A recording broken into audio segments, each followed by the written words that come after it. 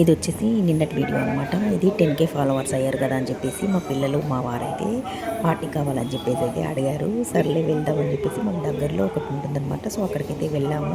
పెద్దగా ఏమి ఆర్డర్ చేయలేదండి. జస్ట్ మా వారు ఎలాగో నాన్ వెజ్ తినరు కదా, సో తనకైతే ఏం లేదు.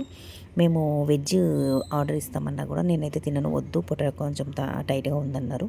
సో మా కోసం అయితే అంటే మా కోసం మీన్స్ పిల్లల కోసం అయితే చికెన్ 65 అయితే ఆర్డర్ చేసుకున్నారు. అండ్ నాన్స్ను ఇంకా ఎగ్ మసాలా కర్రీ అయితే చేసామన్నమాట. అంతే, ఇదైతే అందరం తింటామని చెప్పేసి చేసేసుకున్నాము. ఇంకా ఇప్పటి వరకు అయితే ఆర్డర్ రాలేదు. ఆర్డర్ వచ్చి పెట్టేసి మేము వెయిట్ చేస్తూ కూర్చున్నాం అనమాట.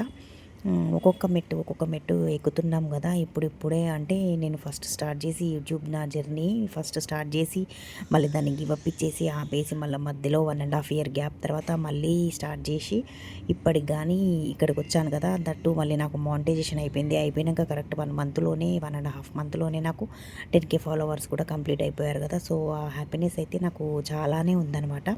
నాకు కూడా వాళ్ళ పిల్లలు అనగానే వెళ్ళాలనిపించింది. మేమైతే ఫ్యామిలీతో అట్లా సరదాగా బాగుంటుంది కదా, ఇప్పుడు ఇంట్లోనే కదా తినేది అని చెప్పేసి అయితే ఫిక్స్ అయిపోయి వెళ్ళిపోయామన్నమాట.